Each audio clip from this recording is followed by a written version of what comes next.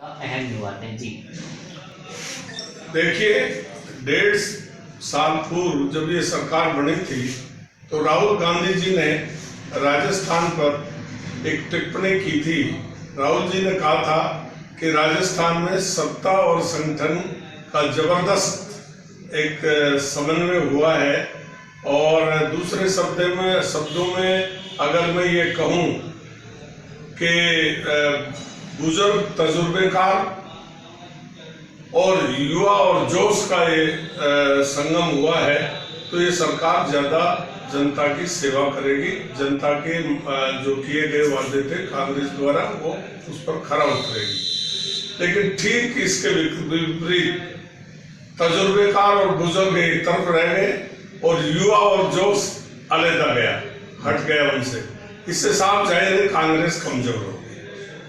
दूसरा, मैं निवेदन करना चाहता हूं कि अब ये जो इनका झगड़ा जो चल रहा है कि अब अल्पमत में कौन है, बहुमत में कौन है, तो इसका फैसला तो फ्लोर पर होगा। अगर फ्लोर टेस्ट होगा तो फिर परिणाम निकलेंगे, वही सही परिणाम है। आज की तारीख में जो ये व्हिप का कांग्रेस वाले कह रहे हैं कि सचिन पायलट जी ने व्हिप का उल्लंघन किया है। सचिन पायलट जी का कहना है कि ये संवैधानिक नहीं है। व्हिप कोई भोजन पर एमएलए को आमंत्रित करे और व्हिप जारी करे तो वो व्हिप लागू नहीं होता। व्हिप विधानसभा के कामकाज के लिए, विधायी कार्य के लिए जो विधानसभा में लागू होता है। आप किसी होटल में बैठ करके व्हिप जारी कर रहे हो, ये व्हिप शून्य है, इसकी कोई वैल्यू नहीं। ठीक इसके विपरीत अशोक जी गहलोत ये कह रहे हैं कि ये व्हिप का उल्लंघन है और उन्होंने तत्काल स्पीकर को नोटिस जारी करने के लिए कह दिया। स्पीकर ने उनको नोटिस जारी कर दिया। अब स्पीकर ने नोटिस जारी कर दिया तो सचिन पायलट खेमे को ये घबराहट है कि भाई सरकार का साथ देते हुए, क्योंकि स्पीकर भी की बैकग्राउंड भी कांग्रेस की है, तो वो निश्चित तौर पर हमारे खिलाफ जो है हमको हमारे सदस्यता से हटा दिया जाएगा। एंटी डिफेक्शन एक्ट में हमको दोषी करार दे दिया जाएगा। इसलिए प्रिकॉशन लेते हुए वो हाईकोर्ट गए। अब हाईकोर्ट में उन्होंने याचिका दायर की है, आज उसकी सुनवाई है, तो हाईकोर्ट देखते हैं क्या फैसला करता है। मेरे ख्याल से जो जजमेंट आएगा, मैं कोई मतलब ज्योतिष शास्त्र के हिसाब से नहीं कह रहा हूं, मेरे अनुभव के हिसाब से मैं कह रहा हूं कि ये जो भी घटनाएं घटी हैं ये विधानसभा से बाहर घटी है। तो हाईकोर्ट ये कह सकता है कि विधायिका के मामले में हम कोई सीधे फैसला नहीं ले सकते। अगर विधायिका संविधान का उल्लंघन करती है, नियमों का उल्लंघन करती है, तो वो पायलट साहब को ये कह सकते हैं कि आप उनके फैसले के बाद दोबारा आप आइए हाईकोर्ट। अभी हम इसको नहीं सुनेंगे, नंबर 1।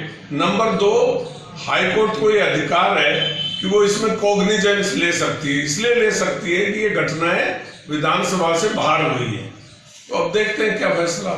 सर सीधा देखिए, जब घर में फूट होती है तो दूसरे लोग फायदा उठाते हैं। राजनीति में सब मुमकिन है, सब चीज संभव है, और जो बेस्ट से बेस्ट लगता है वो पॉलिटिशियन करते हैं। तो बीजेपी पर तो देखा जाए तो दोष लगाना गलत है, क्योंकि ये तो सीधा कांग्रेस का जो बुजुर्ग, जो अनुभव का जो ग्रुप है और जो युवा ग्रुप है, उन दोनों में डिफेक्शन हुआ है।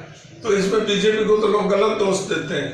हाँ, अगर कोई खेल खेलने का मौका आया तो बीजेपी चूकने वाली नहीं है, क्योंकि राजनीति करते हैं, कोई घास खोदने तो आए नहीं, तो वो स्टेप ले सकती है। किसी जो उसको उचित लगे, जो उनके फेवर में जाए, वो स्टेप ले सकते हैं।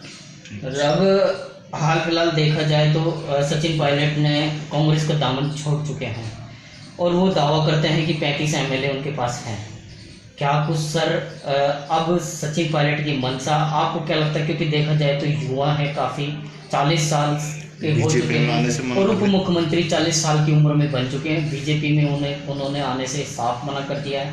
तो सर आपकी तरफ से, क्योंकि आप भी एक अनुभवी हैं, वरिष्ठ हैं, क्या कुछ? देखिए, सचिन पायलट जी की मंशा क्या है, हर समझदार व्यक्ति जानता है उनकी मंशा क्या है।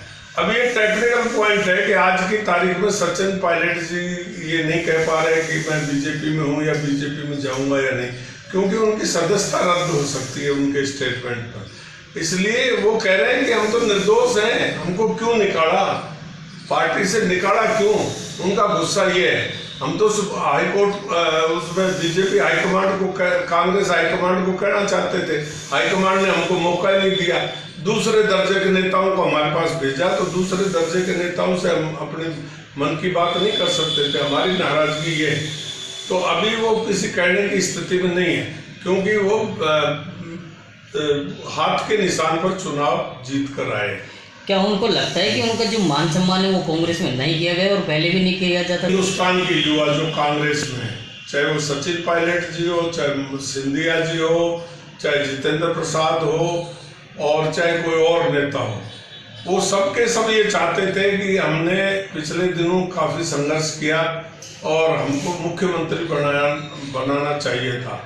इन्होंने मुख्यमंत्री हमको बनाया नहीं, ये इन सबको गुस्सा है। किस्सा कुर्सी का है, सीधी सी बात है। ठीक है।